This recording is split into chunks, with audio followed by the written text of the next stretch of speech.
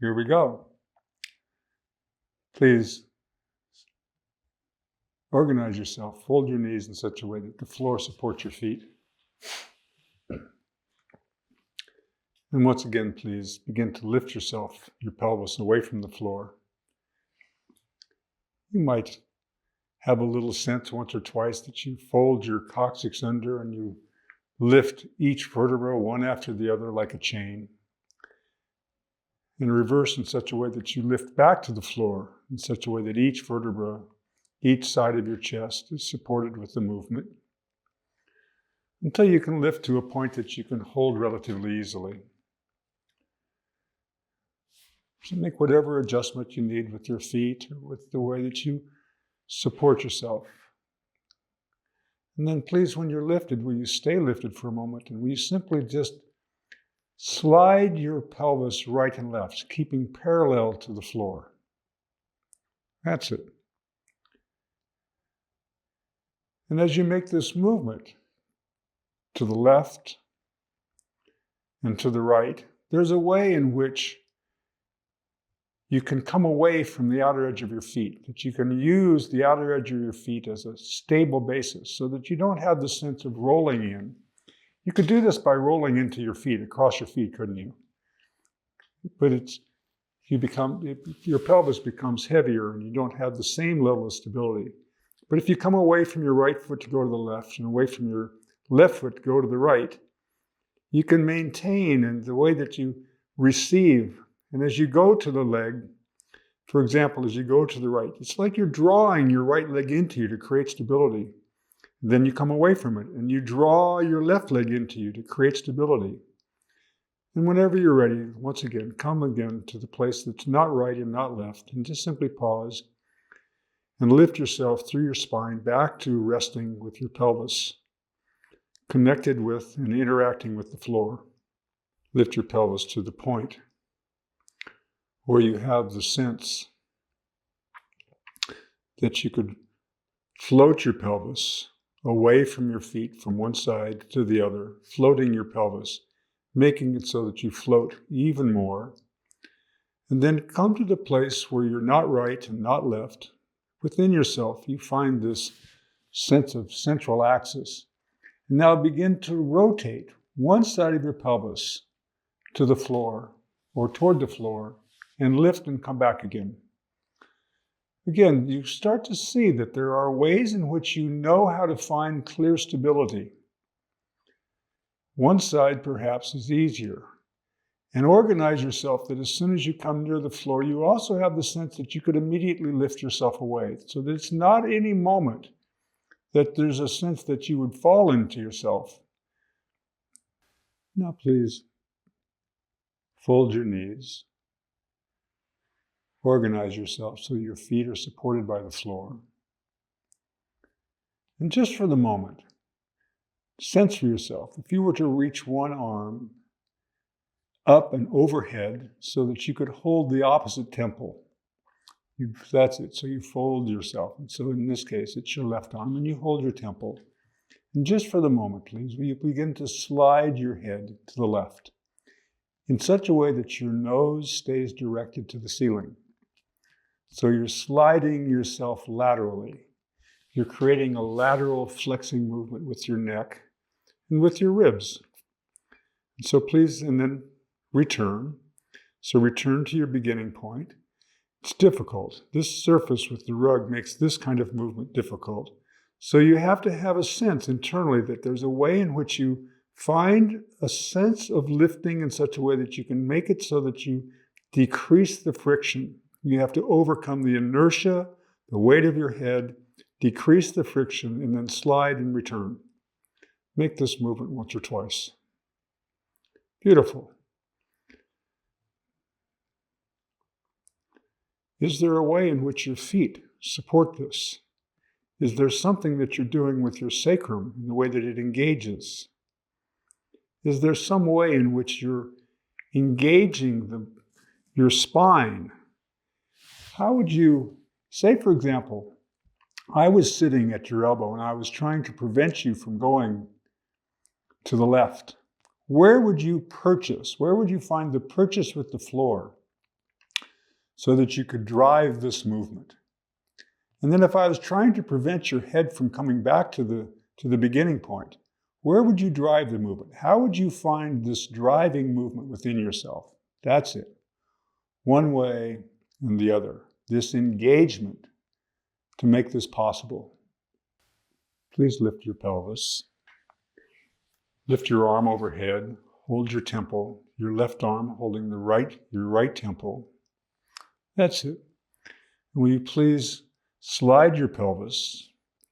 And as you slide your pelvis parallel to the floor, will you please also slide your head so that you can begin to watch within yourself how you make this decision to coordinate this movement. More or less with the sense that you're going to keep your pelvis parallel to the floor. So it's not so much a dropping movement, it's a sense of how will you keep your pelvis parallel, how will you make this movement? Taking your pelvis away, in this case, your pelvis is moving opposite to your head. And please now lift your right arm overhead so that you're holding your left temple. And for the moment, simply find how to overcome the inertia, to overcome the friction, and begin to slide yourself with your nose directed to the ceiling. In other words, making what is a lateral flexing movement. And you can notice for yourself the degree to which you learned something from the last time when you were on the other side, especially if you have the sense that you're going to engage with your feet and your pelvis and your spine, and you're going to engage yourself as if you're going to push through or pull back. That there's some way as if there was resistance being given to each direction. That's different in the way that you organize the movement relative to if you were just to make the movement of sliding your head. That's it.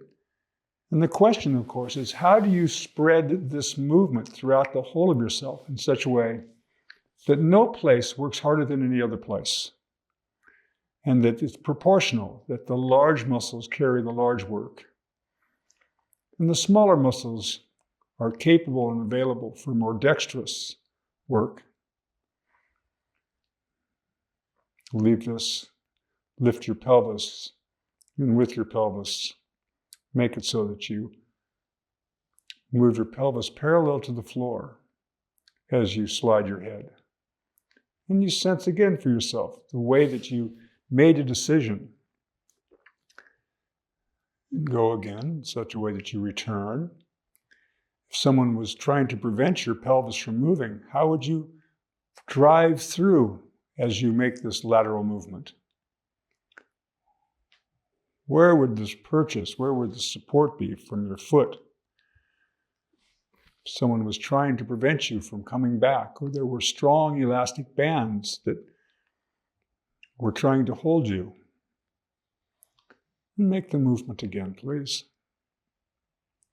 Beautiful. And leave this, come back to the beginning point, pause, and simply raise and lower your pelvis and sense for yourself your experience of lifting your pelvis now.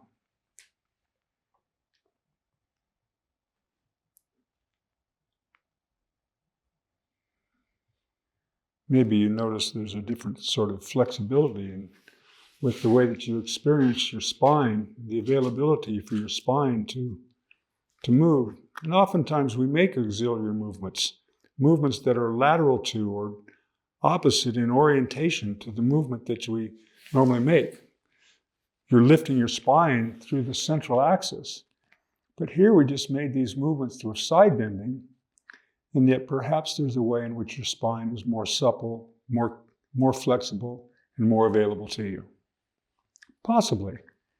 It's a question that you can ask yourself and observe. Now please make it so that you cross your left hand over the top of your head, lift your pelvis. And this time, as you slide your head to the left, will you also fold or move your pelvis in the direction that your head is moving? That's it. So, and then return. So there's an interesting coordination you have to make It's relatively easy to take your head in one direction and take your pelvis in the other direction, but to actually side bend yourself and so that your pelvis,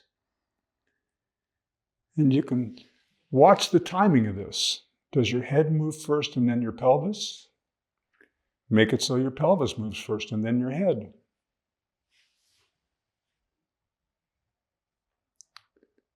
Make it so that you can move both.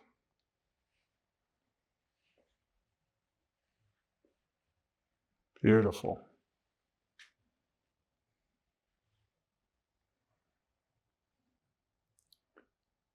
Now please take a moment, lower yourself and pause. Change which arm is holding your head.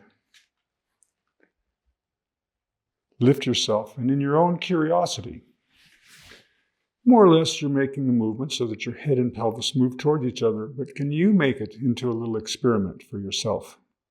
So that 3 or 4 of these movements are directed from within yourself, so that you play with the timing of the movement.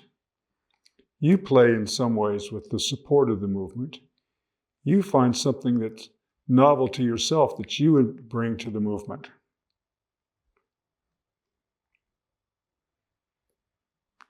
So that you begin to really invest in the dialogue itself.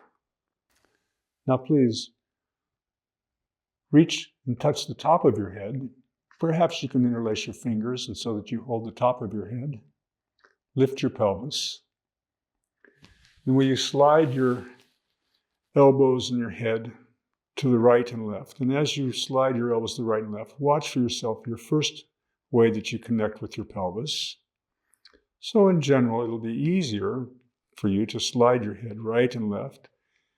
It means that you're doing something in the way that you're finding a purchase and an activity between your shoulder blades, with your feet supporting, slide comfortably. And in this case, of course, notice that your pelvis is wanting to go opposite the direction that your head is moving. So slide your pelvis opposite to your head and your head opposite to your pelvis, coming away from your outer edge of your foot in opposite the direction your pelvis is moving, using your foot as the source from which to engage away from. Beautiful.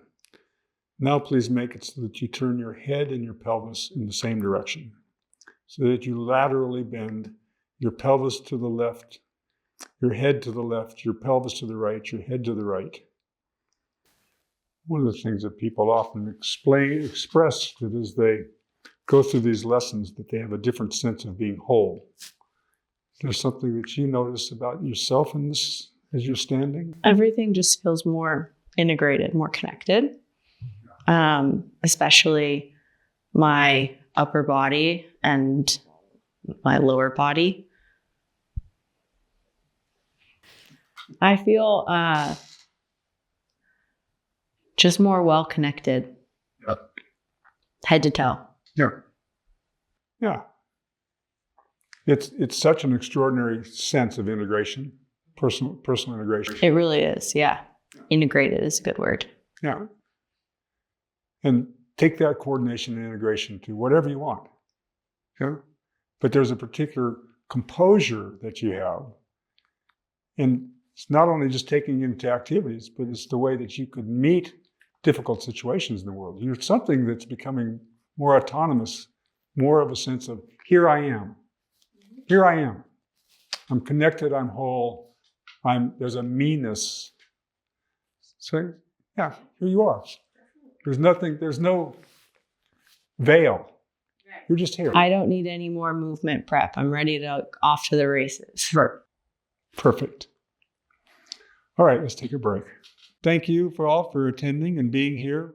Hope you enjoyed, and feel free to contact us or hit here to subscribe. All right, take care. Thank you.